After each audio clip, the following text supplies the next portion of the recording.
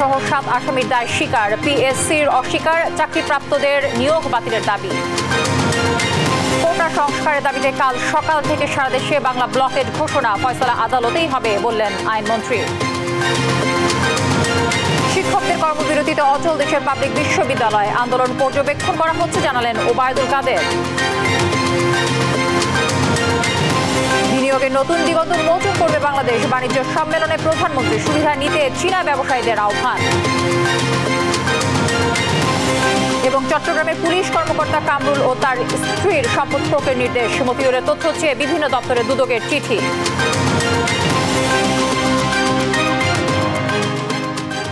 দর্শক, সংবাদ সন্ধ্যায় শুনছিলেন একেএসটিএম এবার সংবাদ শিরোনামগুলো, সঙ্গে রয়েছে আমি তানজিয়া জুথি। এবার বিস্তারিত। বিসিএস সহ পিএসসির বিভিন্ন পরীক্ষার প্রশ্নপত্র ফাঁসের দায় স্বীকার করেছেন ড্রাইভার আবেদ আলী সহ 7 আসামি। বিকেলে ঢাকার মুখ্য মহানগর হাকিম আদালতে স্বীকারোক্তি দেন তারা। আটক অপর 10 আসামি অভিযোগ অস্বীকার করে জামিন চাইলে তা নামঞ্জুর করে কারাগারে পাঠানোর নির্দেশ দেন বিচারক। তবে প্রশ্ন ফাঁসের অভিযোগ অস্বীকার করেছেন পিএসসি চেয়ারম্যান সোহরাব হোসেন। কায়েস রাহাতের রিপোর্ট, জানাচ্ছেন মাহমুদ হাসান। বেসরকারি টেলিভিশনের কল্যাণে গেল 5 জুলাই ধরা পড়ে বিপিএসসির প্রশ্ন ফাঁস চক্র, যারা বিসিএস সহ পিএসসি নিয়ন্ত্রিত 30টি নিয়োগ পরীক্ষার প্রশ্ন ফাঁসের সাথে জড়িত ছিল বিগত 1 যুগ ধরে। চক্রের গোমর ফাঁস হলে অজ্ঞাতনামা সহ প্রায় অর্ধশতাধিক লোকের নামে মামলা করে সিআইডি। এর মাঝে গ্রেপ্তার করা হয় সাবেক ড্রাইভার আবেদ আলী সহ মোট 17 জনকে। গ্রেপ্তারকৃত 17 জনের মধ্যে চক্রের মূল হোতা আবেদ আলীর ছেলে সিয়াম সহ এই অপরাধের সাথে জড়িত নানা মর্মে 10 জনের জামিন চাওয়া হলে আদালত তা নামঞ্জুর করে তাদের কারাগারে পাঠানোর নির্দেশ দেন। বাকি 7 জন আদালতে 164 ধারায় অপরাধের দায় নিয়ে স্বীকারোক্তিমূলক জবানবন্দি দিয়েছেন। শুনানি শেষে আসামিপক্ষের আইনজীবী দাবি করেন 164 ধারায় জবানবন্দি আইনসম্মত হয়নি। এটা একটা আমার যে মনে হয় পত্রিকা, যদি একটা পত্রিকার নিউজ একটা হয়েছে, মিডিয়া একটা নিউজ হয়েছে, একটা মামলা না করলে কেমনে হয়। এই জন্যই একটা আমাদের নিরীহ আসামিগুলোকে ধরে এনে এই মামলা দিয়েছে বলে আমরা মনে করি। আসামিকে গ্রেপ্তার করার 24 ঘন্টার মধ্যে আদালতে প্রেরণ করতে হবে, কিন্তু যে আসামিদেরকে গ্রেপ্তার করা হয়েছে 5 তারিখে, কাউকে 7 তারিখে, কিন্তু আমাদের ফরওয়ার্ডিং আছে যে 7 তারিখে গ্রেপ্তার করা হয়েছে, কিন্তু গ্রেপ্তার করার 24 ঘন্টার মধ্যে আসামিকে কোর্টে প্রডিউস করা হয় নাই। এটা আমার অধিকার লঙ্ঘন করা হয়েছে। অন্যদিকে আসামিকে ছাড়িয়ে নিতে আসামি পক্ষ থেকে অনেক কথাই বলেছে দাবি করে রাষ্ট্রপক্ষের আইনজীবী বলেন, পিএসসির বিধান অনুযায়ী এই মামলা করা হয়েছে এবং আসামি নিজেরাই অপরাধের দায় স্বীকারও করেছে। দীর্ঘদিন যাবৎ বাংলাদেশকে একটি মেধাশূন্য একটি কর্মকর্তা কর্মচারী উপহার দেওয়ার জন্য তারা সেই মেধাশূন্য যারা আছেন তাদের কাছ থেকে অবৈধ সুবিধা নিয়ে বিভিন্ন কৌশলে সরকারি পাবলিক সার্ভিস কমিশনের বিভিন্ন পরীক্ষার প্রশ্নপত্র ফাঁস করে আসছেন। তারই ধারাবাহিকতায় আজকের এই মামলাটি হয়। এদিকে প্রশ্নপত্র ফাঁসের অভিযোগ নাকচ করলেও অপরাধ প্রমাণিত হলে সর্বোচ্চ শাস্তির কথা জানালেন পিএসসি চেয়ারম্যান। কোনো অপরাধ যদি প্রমাণ হয় এবং সেটি যদি পিএসসির এখতিয়ারভুক্ত হয়, তাহলে আইনে যা ব্যবস্থা নেওয়ার বিধান রয়েছে তার সর্বোচ্চ ব্যবস্থা পিএসসি নিতে পারে। প্রশ্ন ফাঁসের এই ঘটনায় দেশ জুড়ে চাঞ্চল্য সৃষ্টি হয়েছে। একই সঙ্গে প্রশ্ন উঠেছে ফাঁস হওয়া প্রশ্নে পরীক্ষা দিয়ে নিয়োগপ্রাপ্তদের যোগ্যতা নিয়েও। মাহমুদ হাসান, দেশ টিভি, ঢাকা। পিএসসি নিয়োগ পরীক্ষার প্রশ্নপত্র ফাঁস নিয়ে দেশ জুড়ে চলছে আলোচনা সমালোচনা। দাবি উঠেছে ফাঁস করা প্রশ্নপত্রে পরীক্ষা দিয়ে যারা চাকরি পেয়েছেন তাদের নিয়োগ বাতিল করে বিচারের আওতায় আনার। আর টিআইবি বলছে বিচার না হওয়ায় অনিয়ম দুর্নীতি সব জায়গায় জেঁকে বসেছে। সরকারের উচিত অনিয়মের মাধ্যমে নিয়োগ প্রাপ্তদের খুঁজে বের করে শাস্তির আওতায় নিয়ে আসা। মাজহারুল ইসলামের বিশেষ রিপোর্ট। লাখো বেকারের আস্থার জায়গা পিএসসি। সাংবিধানিক এই প্রতিষ্ঠানটির একাধিক কর্মকর্তা প্রশ্ন ফাঁসের সঙ্গে জড়িত এমন খবর গণমাধ্যমে প্রকাশের পর ক্ষোভ জানাতে থাকে চাকরি প্রত্যাশীরা। বিক্ষোভ মিছিল করেন পিএসসির সামনে, দাবি জানান অবৈধভাবে নিয়োগপ্রাপ্তদের চাকরি বাতিল। শিক্ষাবিদরা বলছেন প্রশ্ন ফাঁসে নাম আসায় সাংবিধানিক প্রতিষ্ঠানটির প্রতি আস্থা কমবে তরুণ চাকরি প্রত্যাশীদের। তাই ফাঁস হওয়া প্রশ্নে যারা চাকরি করছেন তাদের খুঁজে বের করে চাকরিচ্যুত করার পাশাপাশি আইনের আওতায় আনার তাগিদও তাদের। সরকারি চাকরিতেও প্রশ্নপত্র ফাঁস করে কেউ কেউ চাকরি পাচ্ছে, এর থেকে দুঃখজনক এবং লজ্জাজনক ঘটনা হতে পারে না। আমার মনে হয় আস্থাটা ধরে রাখা, আস্থা ফিরিয়ে আনা এবং কোনো জায়গায় যদি এই ধরনের ল্যাপস হয়ে থাকে, কোনো ঘাটতি হয়ে থাকে, সেটা তদন্ত করে দৃষ্টান্তমূলক শাস্তির আওতায় আনা অপরাধীদের। দুর্নীতির মাধ্যমে কেউ যদি আমলাতন্ত্রে প্রবেশ করে থাকে তাহলে তার দুর্নীতিটা তার জন্য স্বাভাবিক ব্যাপার মনে হবে। আমাদের দেশে যে এখন সামাজিক ক্ষেত্রে এক ধরনের অস্থিরতা চলছে, অর্থনৈতিক যেসব কেলেঙ্কারির বিষয়গুলি সামনে চলে আসছে, আপনি অনুসন্ধান করতে গেলে দেখতে পাবেন এই ধরনের আমলাতন্ত্রে মানে মেধাহীন লোকজন যারা বিভিন্ন করাপশনের মাধ্যমে চাকরিতে গেছে তারাই হয়তো এইসব বিষয়গুলির সাথে জড়িত। আর টিআইবির নির্বাহী পরিচালক বলছেন, শুধু প্রশ্ন ফাঁসকারীদের বিচার করলেই হবে না, খুঁজে বের করতে হবে প্রশ্ন ফাঁসের সুবিধাভোগীদেরও। যারা ওই অবৈধ প্রক্রিয়ার মাধ্যমে বা ফাঁসকৃত প্রশ্নের উপর ভিত্তি করে পরীক্ষায় উত্তীর্ণ হয়েছেন এবং নিযুক্ত হয়েছেন, তাদের মধ্যে যারা জড়িত তাদেরকে চিহ্নিত করে যেন জবাব দিতে নিশ্চিত করা হয়। তাহলে অন্তত পক্ষে যারা আন্দোলন করছেন তাদের প্রত্যাশাটা কিছুটা হলে পূরণ হবে। এদিকে ডিএমপির অতিরিক্ত পুলিশ কমিশনার বলছেন, প্রশ্ন ফাঁসকারী এবং সেই প্রশ্ন যারা কিনেছেন উভয়ই সমান দোষী। তদন্তের মাধ্যমে তাদেরকে আইনের আওতায় আনা হবে। যারা জড়িত ডিরেক্ট তারা তো আসবে, পাশাপাশি তাদেরকে অন্যান্য জায়গায় যারা এটিকে বিস্তৃত করেছে, আমার ধারণা যে সেসব জায়গাগুলো তদন্তে চলে আসবে। গত এক যুগে পিএসসির অধীনে যত নিয়োগ পরীক্ষার প্রশ্নপত্র ফাঁস হয়েছে সেসব পরীক্ষা বাতিল এবং নিয়োগপ্রাপ্তদের নিয়োগ বাতিলের দাবিও তুলেছেন সাধারণ শিক্ষার্থীরা।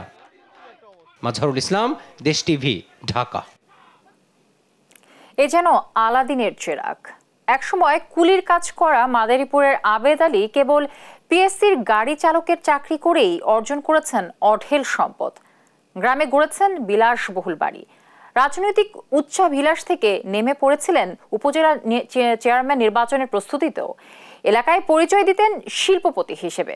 মাদারীপুর থেকে শিবশঙ্কর রবিদাসের প্রতিবেদন, জানাচ্ছেন জুবায়ের আসিন।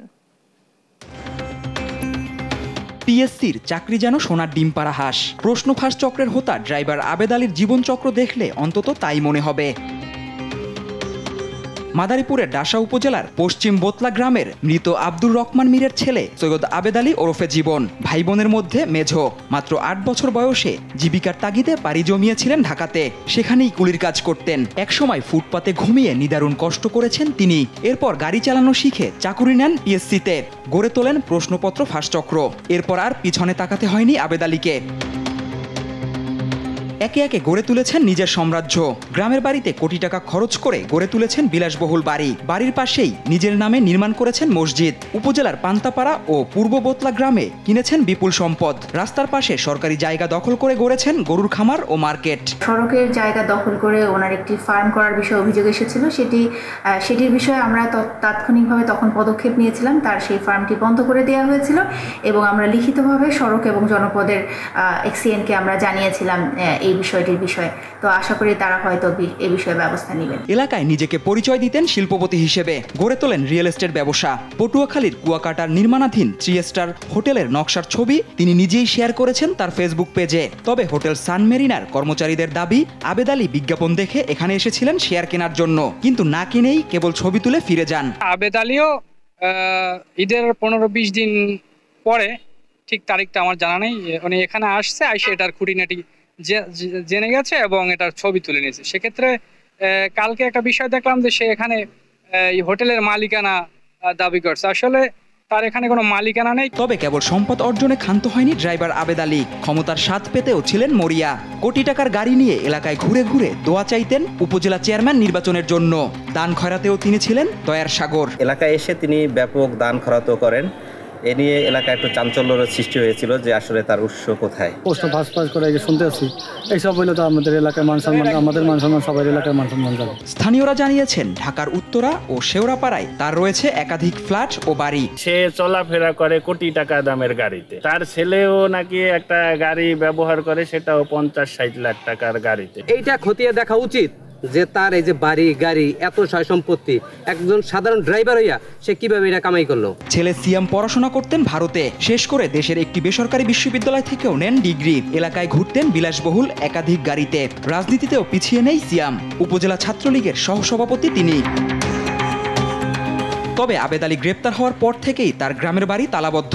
মুঠোফোনেও তার পরিবারের কাউকেই পাওয়া যায়নি। জুবায়ের রাজিন, নিউজ ডেস্ক, দেশ টিভি। সরকারি চাকরিতে কোটা সংস্কারের দাবিতে চলমান আন্দোলনের অংশ হিসেবে আজও সড়ক মহাসড়ক অবরোধ করে বিক্ষোভ করেছে বিভিন্ন বিশ্ববিদ্যালয়ের শিক্ষার্থীরা। এতে ঢাকা আরিচা মহাসড়ক সহ বিভিন্ন স্থানে ভোগান্তিতে পড়েন যাত্রীরা। শিক্ষার্থীরা বলছেন যে দাবি আদায় না হওয়া পর্যন্ত আন্দোলন চলবে। আরো কঠোর কর্মসূচি হুঁশিয়ারি দেয় তারা। প্রতিনিধিদের তথ্য ও ছবিতে আপন অপুর রিপোর্ট। কোটা সংস্কারের দাবিতে ঢাকা আরিচা মহাসড়ক অবরোধ করে বিক্ষোভ করেছে জাহাঙ্গীরনগর বিশ্ববিদ্যালয়ের শিক্ষার্থীরা। মঙ্গলবার বিকাল 3:30টার দিকে বিশ্ববিদ্যালয়ের কেন্দ্রীয় লাইব্রেরির সামনে থেকে বিক্ষোভ মিছিল নিয়ে মহাসড়কে যায় তারা। প্রায় 40 মিনিট সড়ক অবরোধ করে কোটা বিরোধী নানা স্লোগান দেয় শিক্ষার্থীরা। এতে ঢাকা আরিচা মহাসড়কে যানজটে ভোগান্তিতে পড়ে মানুষ। প্রধানমন্ত্রী শেখ হাসিনা বলেছেন যে আমাদের আন্দোলন অযৌক্তিক, আমাদের এসব ছেড়ে দিয়ে পড়াশোনা করতে বসা উচিত। আমি পড়াশোনা করে করবোটা কি?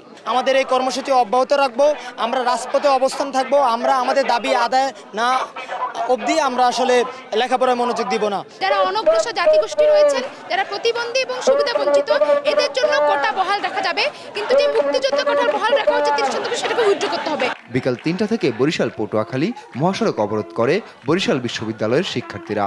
এর আগে বেলা 12টার দিকে বিভিন্ন কলেজের শিক্ষার্থীরা ঢাকা বরিশাল মহাসড়ক অবরোধ করে। এতে দুই মহাসড়কে তীব্র যানজটের সৃষ্টি হয়। আমরা অবশ্যই নারী কোটা এবং সকল ধরনের কোটার বিপক্ষে। আমরা শুধুমাত্র চাই যে প্রতিবন্ধী এবং উপজাতি কোটা বাদে আর সকল কোটা বাতিল করা হোক এবং একটি সুন্দর সংস্কার করা হোক। যেহেতু আমাদের ন্যায্য দাবি অবশ্যই সরকার মেনে নেবে, আমরা এই আশা করছি, এবং যতদিন পর্যন্ত আমাদের দাবি না মানবে আমরা রাজপথ ছাড়বো না। কোটা সংস্কারের দাবিতে বিক্ষোভ মিছিল ও সমাবেশ করে রাজশাহী কলেজের শিক্ষার্থীরা। বেলা 11:30টায় কলেজের প্রধান ফটকের সামনে অবস্থান নেয় তারা। কোটা সংস্কারের ঘোষণা না আসা পর্যন্ত রাজপথ না ছাড়ার কথাও জানায় আন্দোলনকারীরা। আপন অপু, নিউজ ডেস্ক, দেশ টিভি। এদিকে বিকেলে সংবাদ সম্মেলনে কোটা আন্দোলনের পক্ষ থেকে ঘোষণা করা হয় নতুন কর্মসূচি। দাবি আদায়ে আগামীকাল সকাল থেকে সারা দেশে একযোগে বাংলা ব্লকেট পালনের কথা জানান তারা। এ সময় আন্দোলনকারীরা জানান তারা কোটা বাতিল চান না, তাদের দাবি কোটার যৌক্তিক সংস্কার। 10 জুলাই 2024 আমাদের যে এক দফা দাবিতে সকাল সন্ধ্যা সারা দেশে ব্লকেট কর্মসূচি পালিত হবে এবং এই ব্লকেটের মধ্যে সড়ক পথ, রেলপথ আওতাভুক্ত থাকবে এবং আমাদের যে সারা দেশে যে প্রতিনিধিবৃন্দ রয়েছে তাদের প্রতি আমাদের আহ্বান থাকবে যে সকলে সমন্বয় করে যার যা শিক্ষা প্রতিষ্ঠানের সামনে যে গুরুত্বপূর্ণ পয়েন্টগুলো আছে সেই পয়েন্টগুলোতে আমরা অবরোধ অবস্থান কর্মসূচি শুরু করব।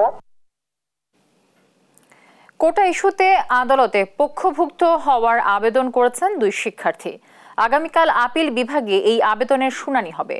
আর কোটা ইস্যুতে আদালতে যাওয়ায় সাধুবাদ জানিয়েছেন আইনমন্ত্রী অ্যাডভোকেট আনিসুল হক।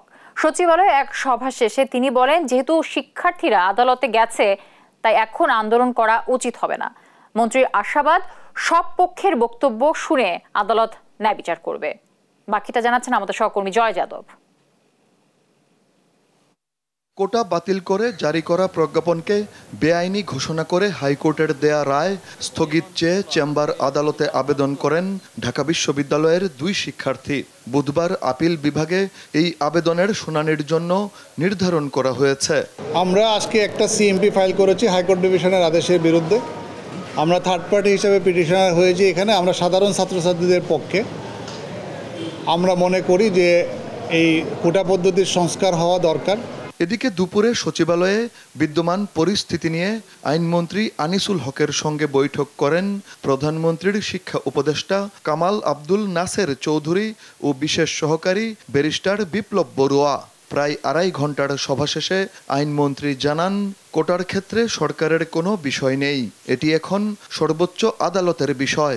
অবশ্যই আপিল বিভাগ সকল পক্ষ শুনবেন এবং সকল পক্ষ শুনে আপিল বিভাগ একটা ন্যায় বিচার করবেন, এটাই আমাদের আশা এবং আমার মনে হয় সেটাই হবে। তো সেই ক্ষেত্রে আমি আজকে দেখছি যে একটা ইতিবাচক পদক্ষেপ তারা নিয়েছেন, আমি এটাকে সাধুবাদ জানাই। আদালতের ব্যাপার আদালতে কথা বলতে হবে, রাস্তায় কথা বললে হবে না। এবং আমি দেখছি যে আজকে তারা একটা পদক্ষেপ নিয়েছেন আদালতে যাওয়ার জন্য। আমার বক্তব্য এখানেই শেষ, বাকি আদালত দেখবে। শিক্ষার্থীরা যখন আদালতে পক্ষভুক্ত হয়েছেন তখন রাজপথে আন্দোলন করা উচিত হবে না বলেও মন্তব্য করেন আইনমন্ত্রী। ঘটনা ঘটছে আদালতে, যদি রাজপথে এখানে আন্দোলন করে বা চেঁচামেচি করে বা বকাবাদ্য করে এটার কিন্তু নিরসন হবে না। এবং এটা করলে যেটা হয়, একটা পর্যায়ে হয়তো আদালত অবমাননাও হয়ে যেতে পারে। এবং আমি আশা করব যে যেহেতু তারা আদালতে যাওয়ার সিদ্ধান্ত নিয়েছেন, তারা আন্দোলন উইথড্র করবেন। জয় যাদব, দেশ টিভি, ঢাকা। প্রত্যয় পেনশন স্কিম প্রত্যাহারের দাবিতে শিক্ষকদের কর্মবিরতিতে ভেঙে পড়েছে পাবলিক বিশ্ববিদ্যালয়ের সব কার্যক্রম, যার প্রভাব পড়েছে অধিভুক্ত শিক্ষা প্রতিষ্ঠানেও।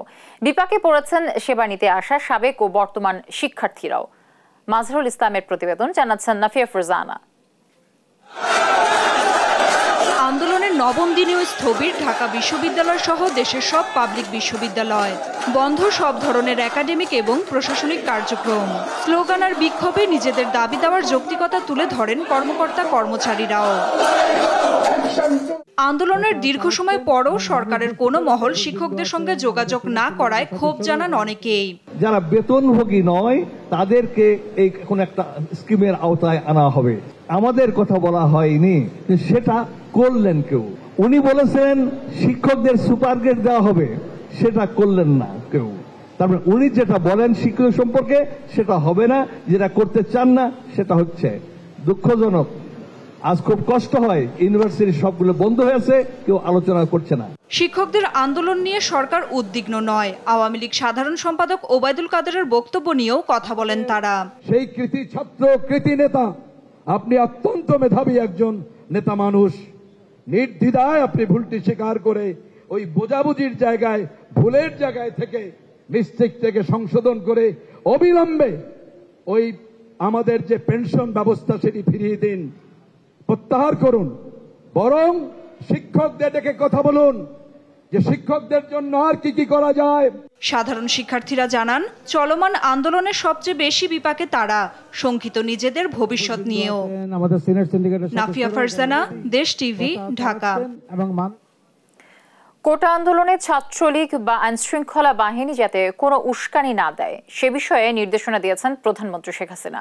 সকালে বঙ্গবন্ধু এভিনিউতে আওয়ামী লীগের যৌথ সভায় দেয়া বক্তব্যে এ কথা বলেন দলের সাধারণ সম্পাদক ওবায়দুল কাদের। বলেন, সরকার কোটা ও পেনশন নিয়ে আন্দোলন সতর্কভাবে পর্যবেক্ষণ করছে। তৌফিক মাহমুদ মুন্নার রিপোর্টে বিস্তারিত।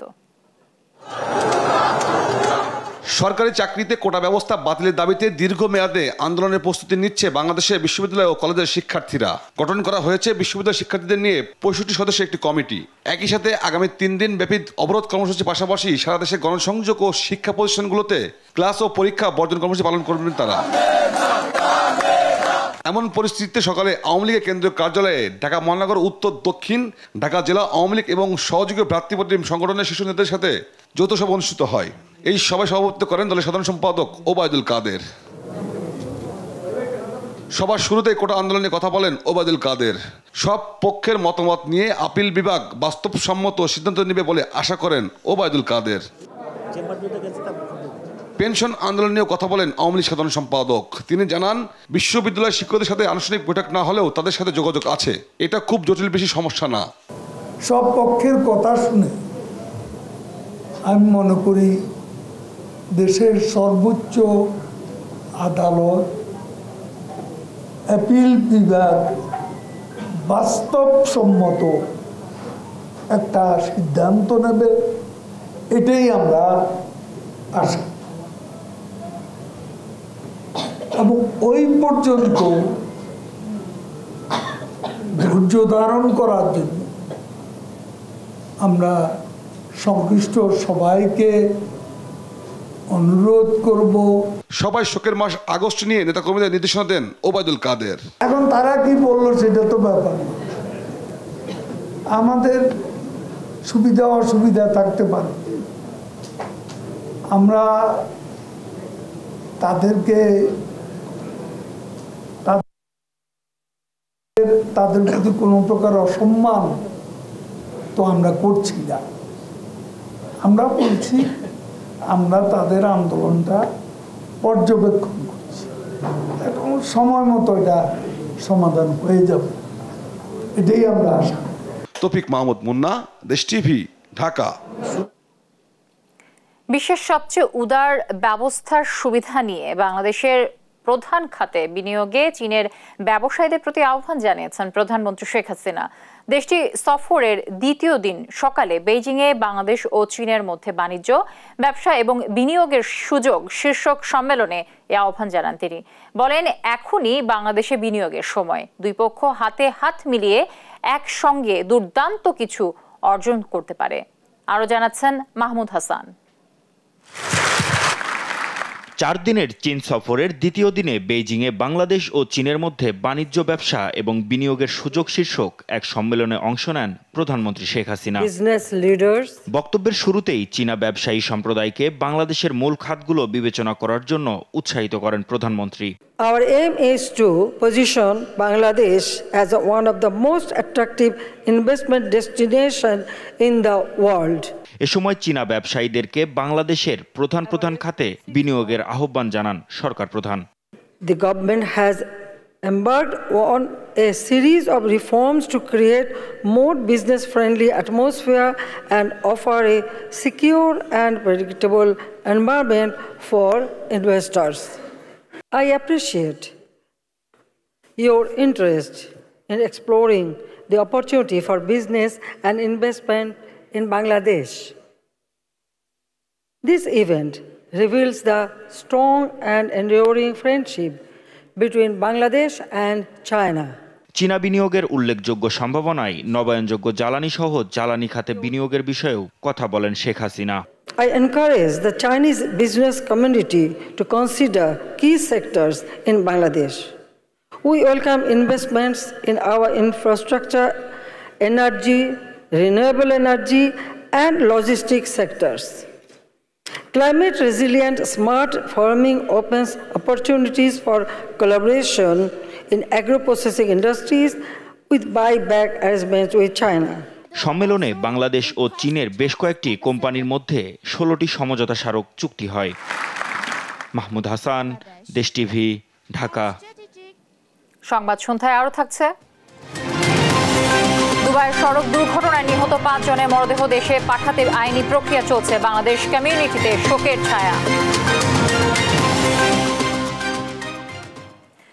আওয়ামী লীগের শাসনকাল যত দীর্ঘ হবে দেশ ততই রসাতলে যাবে বলে মন্তব্য করেছেন বিএনপি মহাসচিব মির্জা ফখরুল ইসলাম আলমগীর।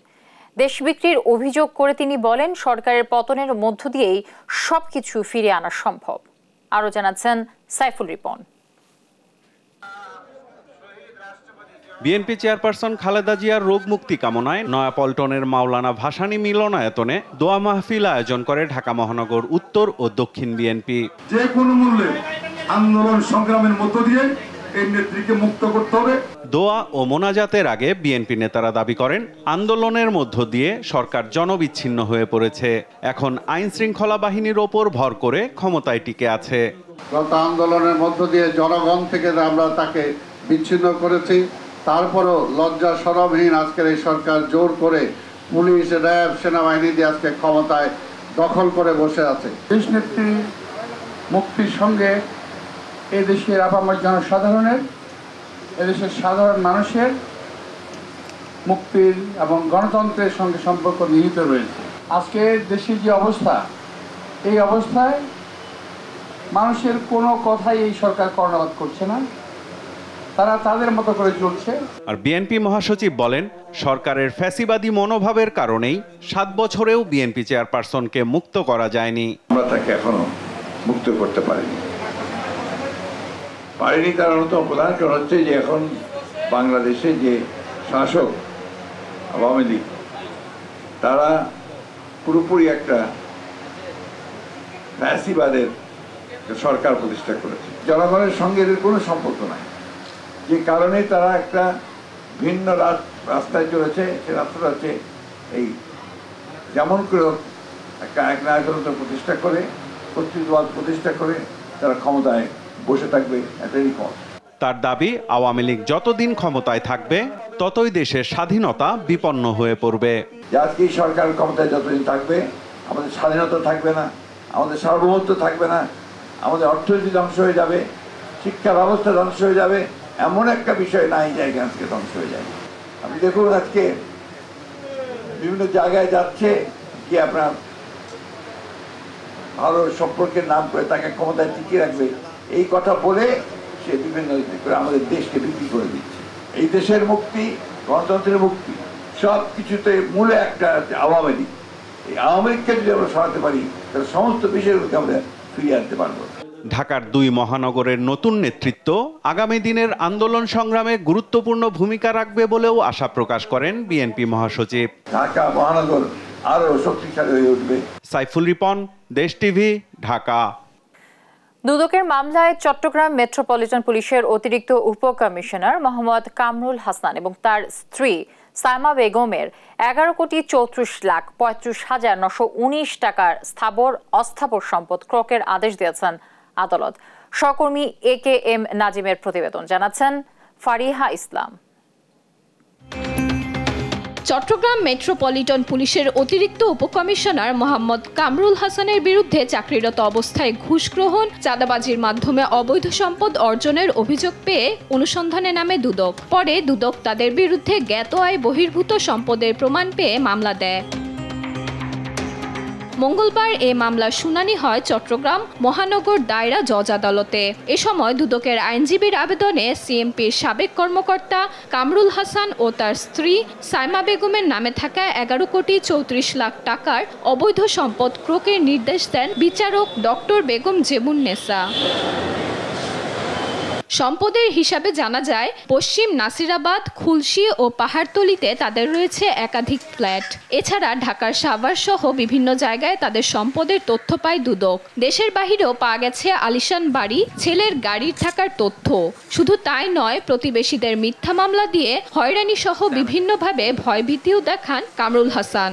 দখল করেছেন এলাকাবাসীর কবরস্থানের জায়গাও। তার নির্যাতনে অতিষ্ঠ এলাকাবাসী। আমাকে 4টা মামলা দিছে, 3-4টা মামলা দিছে অন্যজনের হাতে।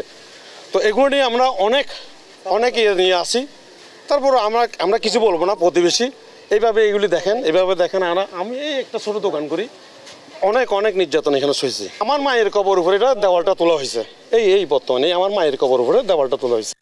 আমার ভাই আছে, আমার ভাতিজারা আছে, সবাই আমার ফ্যামিলিকে ধ্বংস করছে। পুলিশের পোশাক কাজে লাগিয়ে যারা এসব দুর্নীতি করে তাদেরকে কঠোর শাস্তির আওতায় আনার কথা বলছে দুদক। অতিরিক্ত উপপুলিশ কমিশনার কামরুল হাসান এবং তার পরিবারের বিপুল পরিমাণ অবৈধ সম্পদ আছে এবং এই অবৈধ সম্পদের তথ্য পেয়ে, এই অভিযোগটি পেয়ে দুর্নীতি দমন কমিশন প্রধান কার্যালয় অনুসন্ধানের জন্য সন্তুষ্ট হয়। অভিযুক্ত ব্যক্তিকে তার পরিবারবর্গকে নোটিশ প্রদান করেন এবং নোটিশের প্রেক্ষিতে ওনারা যে তথ্য প্রদান করেন সেই তথ্যের সাথে বিভিন্ন দপ্তরের তথ্য মিলিয়ে দেখতে পান যে প্রায় 11 কোটি টাকার উপরে অবৈধ সম্পদ অর্জন আছে। নিউজ ডেস্ক, দেশ টিভি। ছাগলকাণ্ডে আলোচিত জাতীয় রাজস্ব বোর্ডের সাবেক কর্মকর্তা মতিউর রহমান ও তার স্ত্রী সন্তানদের NID এবং পাসপোর্টের তথ্য চেয়ে নির্বাচন কমিশন এবং পাসপোর্ট অফিসে চিঠি দিয়েছে দুদক। মঙ্গলবার দুদক সূত্রে জানা যায়, প্রধান কার্যালয় থেকে পাঠানো চিঠিতে মতিউর রহমান, তার 2 স্ত্রী এবং 5 সন্তানদের নাম উল্লেখ করে আলাদা চিঠি দেওয়া হয়েছে। এর আগে গেল 2 জুলাই মতিউর তার 2 স্ত্রী এবং 2 সন্তানের সম্পদের বিবরণ জমা দিতে নোটিশ দিয়েছিল।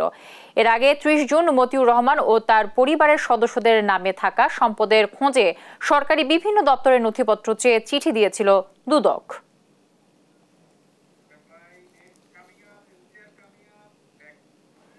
সংবাদ সন্ধ্যায় আরো যা থাকছে।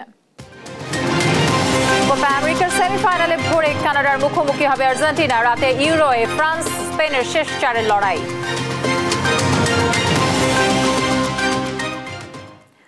চাঁদপুরের পারভিন হত্যা মামলায় সিরিয়াল কিলার রসু খাঁর মৃত্যুদণ্ড বহাল রেখেছেন হাইকোর্ট। আর অপর 2 আসামির সাজা কমিয়ে যাবজ্জীবন কারাদণ্ড দিয়েছেন আদালত। মঙ্গলবার বিচারপতি সৈয়দ মোহাম্মদ জিয়াউল করিম ও বিচারপতি KM ইমরুল কায়েসের হাইকোর্ট বেঞ্চ এর রায় ঘোষণা করেন। ডেপুটি অ্যাটর্নি জেনারেল মনিরুল ইসলাম বলেন, শুনানিতে সিরিয়াল কিলার রসু খাঁ সহ 3 আসামির অপরাধের ভয়াবহতার বিবেচনায় এ রায় দেন আদালত। 2018 সালের 6 মার্চ রসু খা সহ 3 জনের মৃত্যুদণ্ড দেন চাঁদপুরের নারী ও শিশু নির্যাতন দমন ট্রাইব্যুনাল। চাঁদপুর সদর উপজেলার মধনা গ্রামের ছিচকে চোর রসু খা মসজিদের ফ্যান চুরির ঘটনায় কমিউনিটির পুলিশের হাতে ধরা পরে পুলিশের জিজ্ঞাসাবাদে একে একে বেরিয়ে আসে তার লোমহর্ষক হত্যাকাণ্ডের তথ্য। এ সময় ভালোবাসায় ব্যর্থ হয়ে 11 নারীকে ধর্ষণ ও হত্যার কথা স্বীকার করে রসু খা।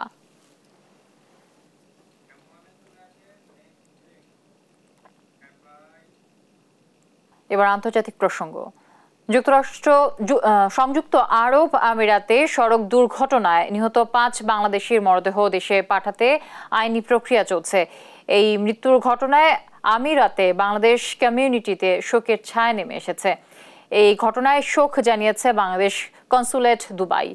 আশিক ইসলামের রিপোর্ট, জানাচ্ছেন আফরিন মৌ।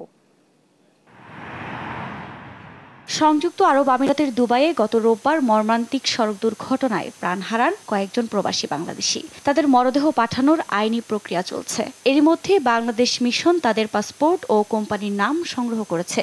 আমিরাতে অবস্থানরত নিহতদের স্বজনরা জানান, মরদেহ দ্রুত দেশে পাঠাতে আবুধাবি পুলিশ ও বাংলাদেশ মিশনের মধ্যে আলোচনা চলছে। প্রবাসী যারা মারা গেছেন তাদের জন্য দুঃখ প্রকাশ করা ছাড়া আসলে আর কোনো শব্দ নেই। যারা গাড়ি চালান তাদের উদ্দেশ্যে একটাই কথা বলতে চাই যে যখন চালাবেন একটু সচেতন ভাবে চালাবেন, কারণ আপনাদের উপরে অনেক জীবন নির্ভর করে। এদিকে মর্মান্তিক এই দুর্ঘটনায় স্থানীয় বাংলাদেশ কমিউনিটিতে নেমে এসেছে শোকের ছায়া। গত কয়েক বছরে সড়ক দুর্ঘটনায় একই সঙ্গে এত বাংলাদেশির মৃত্যু হয়নি বলে জানিয়েছেন কমিউনিটির নেতারা। যারা বাংলাদেশ থেকে এখানে আসেন তাদের পড়াশোনার পাশাপাশি কিছু ট্রেনিং এর ব্যবস্থা যদি বাংলাদেশ সরকার করেন, আমি মনে করি সেটা যার যার পেশাগত ক্ষেত্রে সেফটি। আমরা যদি এভাবে অ্যাক্সিডেন্টের শিকার হই তাহলে কিন্তু আমাদের পারিবারিক ভাবে আমরা বিশাল একটা ক্ষতিগ্রস্ত হই, কারণ আমরা যারা এখানে রেভিনিউ যোদ্ধা তাদের রেভিনিউসের কারণে বাংলাদেশের পরিবারগুলি তা নির্ভরশীল। দুর্ঘটনার পর আগুনে মরদেহগুলো পুড়ে যাওয়ায় মরদেহ শনাক্তে কিছুটা সময় লেগেছে বলে জানিয়েছেন বাংলাদেশ কনসুলেটের consul general BM Jamal Hossain. এই ঘটনায় আমরা গভীরভাবে শোকাহত, আমি ব্যক্তিগতভাবে এবং বাংলাদেশ কনসুলেট জেনারেল দুবাইয়ের পক্ষ থেকে গভীর শোক প্রকাশ করছি। সংযুক্ত আরব আমিরাতে 12 লাখ বাংলাদেশি রয়েছেন, এর মধ্যে রয়েছেন কয়েক লাখ শ্রমিক। নিউজ ডেস্ক, দেশ টিভি।